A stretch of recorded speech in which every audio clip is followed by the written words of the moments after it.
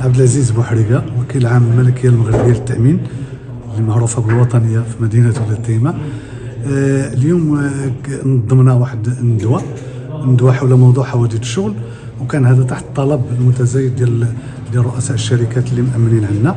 الموضوع كان هو التفسير ديال موضوع حوادث الشغل من الزاوية القانونية، التطور التشريعي اللي عرفوا هذا الموضوع من 1927 الى اخر قانون 18/12 اللي كينص على واحد العدد ديال الواجبات، واحد العدد ديال الحقوق بالنسبه للشغيله.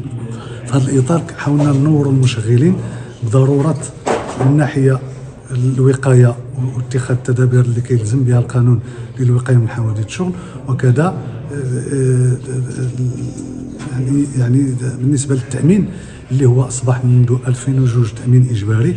هذا التامين اللي كيحمي المسؤوليه القانونيه ديال المشغل تجاه المشغل ديالو.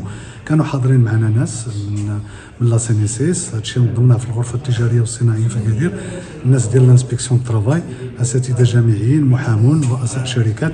كان نقاش حاد، كان نقاش مثمر، خرجنا فيه بواحد العدد ديال المعطيات، وكان نقاش اللي عطى واحد التوعيه واحد التنوير بالنسبه للمشغلين.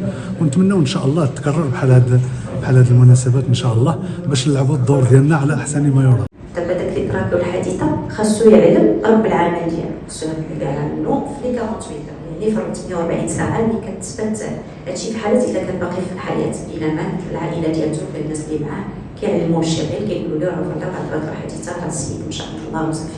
المهم الاخبار الخايبه ديما كتوصل لغير، لو هي وصلت اخبار خاص يعلم. ملي كيعلم رئيس العمل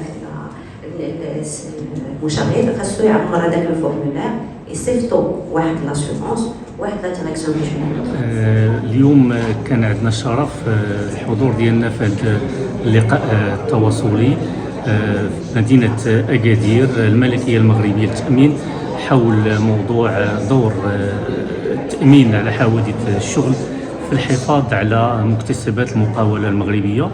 ومن خلال هذا اللقاء كان لنا الشرف نتلاقاو مع مجموعة ديال المتدخلين والفاعلين الاقتصاديين ديال الجهة، وعطيناهم واحد المجموعة ديال الشروحات، تصنتنا اليوم اوسي مجموعة ديال الاستفسارات بخصوص التأمين على حوادث الشغل، وكذلك عطينا واحد العرض تفصيلي بخصوص يعني اغيما اتي، واحد المنصة ولا البلاتفورم شي اغيما. هذا واحد يعني بريستاسيون اكسكلوزيف عند الملكيه المغربيه للتامين اللي كتخول المشغل باش كيتهنى من المسطره ديال يعني فاش كيكون واحد الحادثه الشغل، يعني هذاك المستخدم اللي تعرض للحادثه كيتهنى من جميع الاجراءات اللي كيقوم بها هاد لا بلاتفورم من خلال ليفاكياسيون ديال هذاك لا فيكتيم